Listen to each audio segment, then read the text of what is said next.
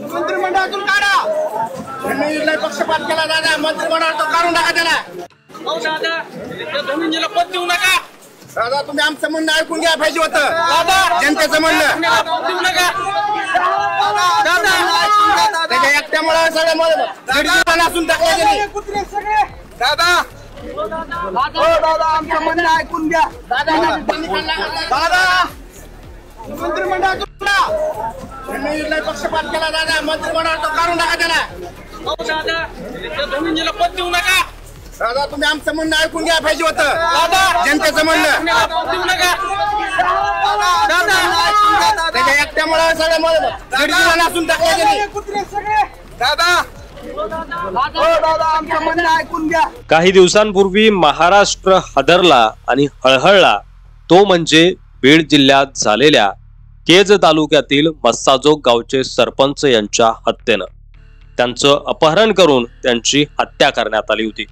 या घटनेनं राज्यभरात खळबळ उडाली होती. या घटनेचे पडसाद विधानसभेत देखील उमटले. आरोपींवर कठोर कारवाई व्हावी, पीडित कुटुंबाला न्याय मिळावा अशी मागणी अनेकांकडून करण्यात आली.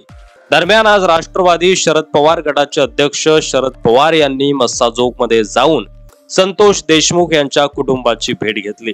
दरम्यान शरद पवार यांच्या भेटीनंतर उपमुख्यमंत्री अजित पवार यांनी देखील आजच देशमुख कुटुंबाची भेट घेतली आहे. अजित पवार जेव्हा संतोष देशमुख यांच्या कुटुंबाला भेटण्यासाठी मस्साजोग मध्ये पोहोचले तेव्हा ग्रामस्थ चांगलेच आक्रमक झालेले बघायला मिळाले. धनंजय मुंडे यांना मंत्रिमंडळातून काढून टाका अशी जोरदार घोषणाबाजी गावकऱ्यांच्या वतीनं करण्यात आली. धनंजय मुंडे यांनी पक्षपातीपणा केला आहे, त्यांना मंत्रिमंडळातून काढून टाका अशी घोषणाबाजी अजित पवार यांच्या समोर करण्यात आली. हे सगळे कुत्रे आहेत असा आवाज देखील गर्दीतून आल्याचं बघायला मिळालं. हो दादा आमचं म्हणणं ऐकून घ्या. धनंजय मुंडेंना मंत्रिमंडळातून काढून टाका अशी जोरदार घोषणाबाजी अजितदादा पवार यांच्या समोरच करण्यात आली. आता कठोर कारवाई करू असं आश्वासन मुख्यमंत्री देवेंद्र फडणवीस यांनी आणि अजित पवार या दोघांनीही दिलं आहे. आता वाल्मिक कराड दोषी आढळतात का? धनंजय मुंडे यांना मंत्रिपद दिलं जातं का? आणि देवेंद्र फडणवीस अजित पवार काय निर्णय घेतात हे पाहणं महत्वाचं असणार आहे. सोबतच विरोधक या विषयाला किती लावून धरतात आणि पीडित कुटुंबाला न्याय मिळवून देण्यासाठी किती प्रयत्न होतात हे येत्या काळात जनतेसमोर येणारच आहे. यावर तुम्हाला काय वाटतंय? तुमचं मत कमेंट बॉक्समध्ये लिहायला विसरू नका. व्हिडिओ जर आवडला असेल तर जास्तीत जास्त शेअर करा.